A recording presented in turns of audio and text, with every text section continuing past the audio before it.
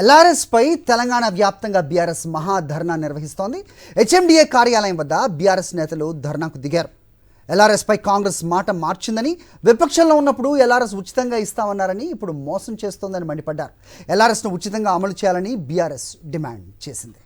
ఇదే అంశంపై మరిన్ని అప్డేట్స్ మా కరెస్పాండెంట్ కిరణ్ బోపతి ఇస్తారు. కిరణ్ బోపతి, చెప్పండి. సో ఎల్ఆర్ఎస్ పై మంట రగులుతున్నట్టుగా తెలుస్తోంది.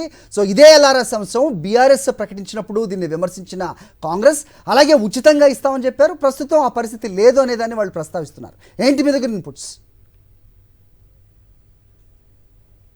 హరి, ఎల్ఆర్ఎస్ రద్దు చేయాలని డిమాండ్ చేస్తూ ఈరోజు రాష్ట్ర వ్యాప్త నిరసనలకు బీఆర్ఎస్ పార్టీ పిలుపునిచ్చింది. అయితే ప్రధానంగా హెచ్ఎండిఏ కార్యాలయం వద్ద మాజీ మంత్రి సనత్ నగర్ ఎమ్మెల్యే తలసాని శ్రీనివాస్ యాదవ్తో పాటు మిగతా నేతలందరూ కూడా ధర్నా చేపడుతున్నటువంటి పరిస్థితి. పేదలపైన 20,000 కోట్లు భారం మోపేందుకు రాష్ట్ర ప్రభుత్వం కుట్రలు చేస్తోంది. గతంలో ఎల్ఆర్ఎస్ను వ్యతిరేకించినటువంటి కాంగ్రెస్ పార్టీ ఇప్పుడు ఎందుకు ఎల్ఆర్ఎస్ను అమలు చేస్తున్నట్టు కూడా వాళ్ళందరూ కూడా పెద్ద ఎత్తున ధర్నాకు కూర్చున్నటువంటి నేపథ్యంలో ప్రస్తుతం మాజీ మంత్రి ఎమ్మెల్యే తలసాని శ్రీనివాస్ యాదవ్ గారు మనతో పాటు వారితో కూడా మాట్లాడించేటువంటి ప్రయత్నం చేద్దాం. సార్, ఏం డిమాండ్ చేస్తున్నారు? గతంలో నో ఎల్ఆర్ఎస్ నో టీఆర్ఎస్ అంటూ కూడా కొన్ని కామెంట్స్ కూడా చేశారు.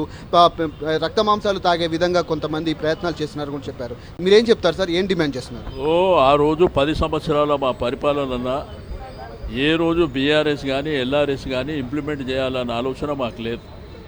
దానివల్ల మధ్యతరగతి పేద కుటుంబాలకు ఇబ్బంది అవుతుంది. ఒక 25 లక్షల మంది కానీ ఎల్ఆర్ఎస్ విషయంలో మేము దాన్ని ముందుకు తీసుకెళ్ళాం. ఆ రోజు కాంగ్రెస్ పార్టీకి సంబంధించి ఈ రోజు మంత్రులుగా ఉన్నటువంటి బట్టి విక్రమార్క గారు, సీతక్క గారు, ఉత్తమ్ కుమార్ రెడ్డి గారు, కోమటిరెడ్డి వెంకటరెడ్డి గారు అయితే ఏకంగా కోర్టుకు పోయారు. వాళ్ళు ఏమన్నారు? మా ప్రభుత్వం వస్తుంది, నో ఎల్ఆర్ఎస్ నో బీఆర్ఎస్, మేము ఉచితంగా చేస్తామని చెప్పి ఇప్పుడు రీసెంట్గా అనౌన్స్మెంట్ చేసిర్రు. మార్చి 31 తారీఖు లోపల ఎల్ఆర్ఎస్ మేము రిజిస్ట్రేషన్ చేస్తున్నామని. మా డిమాండ్ అలా మీరు ఫ్రీగా చేయండి. మీ కమిట్మెంట్ అది. మీరు ఎలక్షన్ల ముందు చెప్పినటువంటి కమిట్మెంటు ప్రజలు మిమ్మల్ని నమ్మిండ్రు. మీరు డెఫినెట్గా చేయాలి, ఫ్రీగా చేయాలని చెప్పి మేము డిమాండ్ చేస్తున్నాం. గతంలో ప్రతి ఒక్క ఫార్మాసిటీ కావచ్చు, లేకపోతే మెట్రో రైల్ అలైన్మెంట్ కావచ్చు, ప్రస్తుతం ఎల్ఆర్ఎస్ను కూడా వ్యతిరేకించింది. మళ్ళీ దాన్ని ఇంప్లిమెంటేషన్ చేసింది. గత ప్రభుత్వం తీసుకున్నటువంటి నిర్ణయాలు రద్దు చేయడం, మళ్ళీ ఇంప్లిమెంటేషన్ చేయడం, దీన్ని ఎట్లా చూస్తారు? వాళ్ళ ఆలోచనల్లో అధికారంలోకి రావడానికి ఏది మాట్లాడాలో అది మాట్లాడారు. బట్ ఈరోజు ఇంప్లిమెంటేషన్ వచ్చేసరికి మరి ఆ రోజు మాట్లాడినటువంటి మాటలకు వాళ్ళే తిలోదకాలు ఇస్తూ ఈరోజు ఈ విధమైనటువంటి చర్యలు పూనుకోవడం మూలాన పేద మధ్యతరగతి కుటుంబాలు 25 లక్షల కుటుంబాలకు అన్యాయం జరిగేటువంటి అవకాశం ఉంది.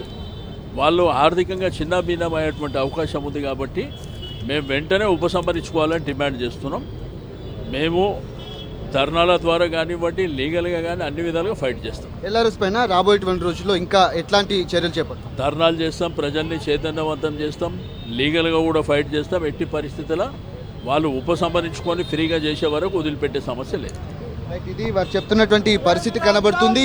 ఎల్ఆర్ఎస్ను ఖచ్చితంగా రద్దు చేయాలని కూడా ఇప్పటికే ఉన్నటువంటి పార్టీకి సంబంధించినటువంటి కార్యక్రమాలు కూడా నిర్వహిస్తున్నటువంటి పరిస్థితి కనబడుతుంది. అటు జిహెచ్ఎంసీ కావచ్చు, జిల్లాల వారీగా అన్ని నియోజకవర్గాల్లో కూడా పెద్ద ఎత్తున ఈ ధర్నాలు కూడా నిర్వహిస్తున్నటువంటి నేపథ్యంలో రాష్ట్ర ప్రభుత్వం కావాలనే 20,000 కోట్ల భారం పేదలపైన మోపేందుకు కుట్రలు చేస్తున్నట్టు కూడా పెద్ద ఎత్తున డిమాండ్ చేస్తున్నారు. రాబోయే రోజుల్లో ధర్నాలు కావచ్చు, నిరసన కార్యక్రమాలు ఇంకా కొనసాగుతాయని కూడా తలసాని శ్రీనివాస్ యాదవ్ చెప్తా ఉన్నారు. ఓకే, కిరణ్ భూపతి.